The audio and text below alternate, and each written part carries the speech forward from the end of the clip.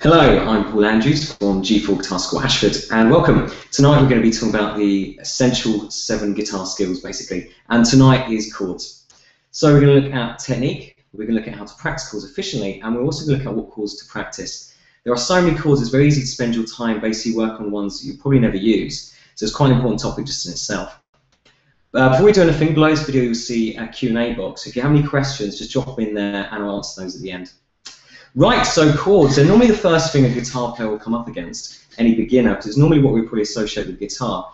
And you pick up the guitar, we want to learn a few kind of strummy songs, one that kind of all our friends can know and we can kind of sing and play. The problem with this is we normally dive in with both hands. We normally want to strum and we want to try and learn some shapes. So the first goal here, much like we talked about last week with the picking, is isolation. So in regards to technique, we really want to be looking at left hand, leaving right hand completely out for the minute. So diving straight in, we want to be looking at where we're placing our fingers, and we want to be coming underneath the neck, thumb around the back, fingers around the front. We want to be positioning our fingers in the frets closest to the strip of metal and using the tip of your finger. If I push down there and play the note, and then move it back, you'll hear it gets buzzy, but if I move it back again, the note gets clean. What I'm trying to show you there is you don't have to push down very hard if you're close to the metal. As soon as you move back, the note gets dead, so you have to push down a lot harder. So you want to try and get your finger nice and close to the strip of metal. Using the tip of your finger will give you the best tone. As fingertips start to harden and calluses start to form, it will give you a better sound. So don't use the pad of your finger. Also, by using the tip, it will position your finger up and out of the way of the strings below or above. There's also a quick thing to point out of nails, so make sure you've got short nails. Nails do get in the way and it means you can't get your fingers straight enough. So that's the first point of technique, trying to get fingers close to the fret wire and try and use the tip of your finger. The second thing is using your thumb around the back to support. And try and get your thumb kind of 3/4 of the way up the neck. That will then give you a pinch, so your thumb can push into the neck, your finger pushes into your thumb, and you create this pinch, which will give you support. If we don't have that, then you'll find you won't have the strength to be able to fret properly. If I'm playing, my thumb normally comes over the top and helps kind of deaden these bassier strings. And that's just because my hand's now quite strong. You'll probably find that will start to happen, thumb will start to creep up. That's fine later on. In these early stages, just try and get that supporting grip. And lastly, once you've got the shape, you've got your fingers in position, your thumb supporting so you're getting the right strength, and you've got that nice kind of flat feel, is then get your pick and then start bringing the right hand. And this is just to check the notes. Picking through each string one at a time, and make sure each note hits cleanly. If we have dead notes, it might mean if there's a finger on the string, we're not pushing down in the right place on the string, so that's where we need to get it close to the fret wire. If we haven't got a finger on the string, it's so the finger's touching it, so either above or below, it's muting it out, so we just need to watch out for positioning. So that's really the end goal. Again, that's the only time we want to bring in the right hand, when we want to try and check the shape. So it's using tip of finger close to the fret wire, it's using your thumb support, just to get that pinch and get the support, and then picking through one at a time just to make sure it's nice and clean. Once you've got the basic technique, you've got the shape, you've got your fingers in good position and you can hear the notes, then it's time to refocus on the practice elements. And to practice the chords, you want to focus really on 2 parts, and that is accuracy and fluency, or reflex. Because what we're really working on here is trying to change between the shapes. Rather than thinking about it, we want our fingers to kind of be on autopilot. This does take hundreds of repetitions, so this is where really the persistence and the patience come into it. But the idea behind all this is we're going to start off building up the basic technique so we don't have to worry about it later. Again, the problem most beginners find is they jump in and they're trying to get the chords as they're learning the song. So they'll try and learn a song, maybe a quick kind of strum and quick chord change, and they'll try and learn it all at once, so they just get in a muddle. And that's normally one of the big reasons people quit, because they don't think they can do it, just they're trying to do too much. So the main kind of takeaway is break it down, so just this one hand. And even these chord shapes I'm showing you, I'm not really going too much into the shapes today. That'll be in kind of later webinars. The ones I'm doing are kind of 3 fingers. We'll be looking just to kind of start with the 1 finger chords and really focus on that kind of technique. Again, this is an overview of the basics, and we will kind of dive into more advanced concepts later. So again, going back over the practice, once we're then looking at trying to get these shapes moving, when we're actually fretting the shapes, because we want to be trying to get that quickly, we want to be working on first finger first. So if I'm fretting a shape, first finger goes down, followed by second, followed by third. If you go with a second finger and then try and form either side with fingers 1 and 3, you'll find it's quite awkward. When I go 1, 2, 3, fingers just fall nicely and quickly. Ultimately, we want all fingers to go down at once. That's how we're going to get the speed. But again, you know, that will come in time. That will just develop more likely on its own, but it is something obviously we'll try and develop as a forced kind of approach. So once we've got that 1, 2, 3, then we're going to try and just take the chord off and then put it back on again. And I do this a lot with students. We call it quick chord draw, where we take our hand off and then quickly try and get it back in on the shape. And this is all about developing that reflex. So we can get to that shape quickly and we can change between the shapes. And then once we've got that skill, we'll basically be able to play any song when we know obviously enough chords. And then that's going to come in the next section. But that's the whole goal. If we can move quickly between the chords, any song we come against, we can then play it. That's normally what sets us back, is we just can't change quick enough. So we wouldn't be working on that reflex. Right, the third kind of thing here is minimal movement. If we're changing between chords, it's very easy to see each chord as a separate shape.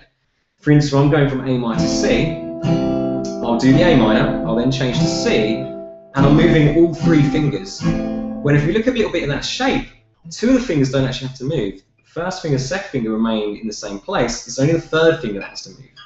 So this is again an important concept which a lot of people overlook, is that a lot of chords are quite similar shapes. You have what we call common tones, which are notes which are common to both shapes. And if we can utilize that, then it makes it so much quicker. And you also have the notes ringing out between the chord changes, so it makes it a lot smoother. So whenever you're trying to make things quicker, very much it's not about trying to move fingers quicker, it's actually trying to move fingers less. It's minimal movement. If you slow down a Joe Satriani or Paul Gilbert or someone like that kind of playing, you'll see they're moving their fingers at very small controlled movements. They're not moving very fast and uncontrolled. And this is again one of the skills you want to try and develop, is getting those movements nice and under control and very minimal. So whenever you're changing between chords, look if there's any shortcuts you can use and really try and then work on that and make that just an autopilot, make that as habitual and natural as you can.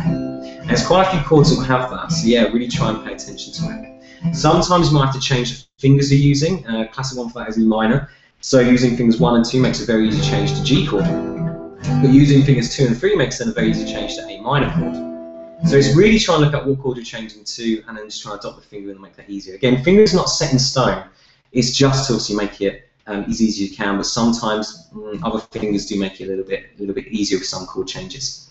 So first finger first is a good way of just trying to get your shape going. So we want to try and practice that. We want to then look at the on-off technique to really try and get that reflex action going. And then the last one is minimal movement. Look if there's any fingers we can keep down, exploit those kind of transitions, and just move around those shapes, and that makes things a lot quicker. Okay, and the last point I really want to look at today is what chords to learn. If you go into a music shop and you pick up a chord book, it's normally full of about 100 pages, and probably 98 of those pages are chords you never want to learn, you know, ridiculous chords. They're just there to kind of fill the book, really. So you want to start off with what I call the basic 8. And the basic 8, your 5 majors and your 3 minors, that turn up in quite a lot of popular music. So just for those 8 chords, you'll be able to get by through hundreds, if not thousands of songs. After you've done your basic 8, you then want to continue looking at your open chords. So open chords would be your 7s, or dominant 7s, your major 7s, your minor 7s, even your sus chords, your suspended seconds, your suspended ninths. All these kind of chords, you can add 9 chords, you know, list goes on, but just your open chords. And that could really just be the basic 8 and your dominant 7s. After you've done that, you could start looking then at power chords. Power chords are a great chord type, so when we start opening up the guitar neck. With open chords, you'll very much be in the first kind of 3 frets. Power chords are movable shapes, which you can move along the string. The brilliant thing about this is it opens up the necks. It's one shape, you just move it around to different frets, and the fret you're in names it. So the one shape is the chord, you move it around, and wherever you put it, we'll give it a slightly different name. You just got to learn the different notes along the string, which will give it its name. So it allows you to start looking a bit more theory, and allows you to start seeing how the notes are along the string. Once you and the power chords are great because you don't have that many fingers. They can be done just with 2 fingers. So it's a really nice kind of introduction to open the neck. The next step then would probably be bar chords. Now bar chords, we can look at half bar chords, which are things like Fs, F sharp minus, D major 7, all these kind of wages. And a bar chord, the definition of a bar chord, is where you're holding more than one string down with one finger. Now that's obviously quite challenging because you need a lot of strength to be able to do that. That's why I'm leaving it as kind of the third batch of chords, really. I have had students come to me and they've just started and they've tried some of these bar chords already, and they've just not got the strength to do it. And again, they get disheartened, they get very put off by the whole concept because it's just physically demanding, but we've got to build up the strength. So yeah, we're kind of talking a couple of years down the line, really, till we start hitting those bar chords. So yeah, start off with the opens, then power chords, because that will open up the neck, and then bar chords. That is quite a good level there. That's kind of level 3, level 4, grade 3, grade 4 kind of level. Beyond that, you can then start looking at jazz chords and those kind of things. But again, it's really what style you look at. When I started out, I did kind of get a bit obsessed with learning the different shapes, and then I forget them a few months later because I just wouldn't use them. Work out what you want to do, and then study what you need to work on that style. Unless you want to be an all-rounder, or unless you're doing it, you want to be a professional musician, then you obviously need to know a little bit of everything. But if you're just wanting to learn pop or rock, then you only really want to be doing these open chords, power chords, and maybe a few other ones as well. If you wanted to go more jazz, then yes, we want to look at these more jazzy chords, these altered dominants and those sort of things, the more, the more extended and a bit more trickier sort of shapes. But yeah, don't waste your time on things obviously you're not going to use. Okay, so just to recap the kind of the 3 things today. The technique element was using the tip and close to the fret wire, was using your thumb around the back to support, and then to play each string one at a time to make sure each note's clean. Again, don't rush this, because this will really set the standard of your playing. If you have dead notes in your chords and you don't work them out, you're going to have dead notes in your chords. So no matter how quick your changes are, your chords are going to sound rubbish. So make sure they sound good, and then they're always going to sound good. It's worth spending the time now. Practice, you want to focus on the first finger per fret. Oh, sorry, not first finger per fret. First finger first. So finger 1 goes down, finger 2, finger 3 when learning the shape. The on-off technique, so you release the shape, you bring it back on, that gets it into your muscle memory, starts getting that shape habitual. And then minimal movement. So trying to see if there's shortcuts between chord shapes in your chord progression, so you don't have to move all your fingers, and trying to not move too far away from the strings, trying to keep everything nice and controlled. And when learning your chords, look at what you actually want to be learning as a genre or where you want to be going, and trying to pick the chords which match that. There's no point if you want to be a blues guitarist and you want to go crazy into kind of more sophisticated jazz, and you want to do Chicago blues or something like that, because it's just not going to have it. You may have some nights and things like that, but you're not going to go too nuts. So yes, so be careful not to waste your time, basically. Again, we want to do the 80-20 principle. Spend 20% of our time on things that give us 80% results. And that is really these kind of basic 8 and the more used chords. Right, so that was the chords. I'm just going to have a quick look to see if we do have any questions. So yes, if you haven't, feel free to post. I'm just going to refresh and see what pops up. And next week, I'll be going over arpeggios. So I'll be sending out the link to anyone that's attended this one, and I'll be putting it up on Facebook. And if you don't follow me already, my Facebook page is Facebook g4ashford.com. So facebook.com/g4guitarashford.com. What have I got here? Yeah, definitely agree. So again, it has to be bite-sized. I was such a victim of that, trying to learn too much at once. And yeah, another comment here that someone has 100 of those kind of books with those chords in, which I do as well. And again, get very disheartened with that, because you try and work through them, and you blame yourself because you can't play all these hideous shapes that people with only kind of 10 fingers can. They're just kind of impossible. So yeah, don't get too put off by that. Start off slowly and build slowly. Had an adult that only had kind of a couple of lessons and got really disheartened because he couldn't do chords and blamed it on his fingers and nearly gave up. But then the next week he cracked it and he could play the chord which he couldn't the week before, and it's just trying to hang in there. You will get there, and it feels difficult. So yeah, that's the problem with chords. Just stick with it and really break it down. So again, isolate that hand, focus on the technique, and build up slowly.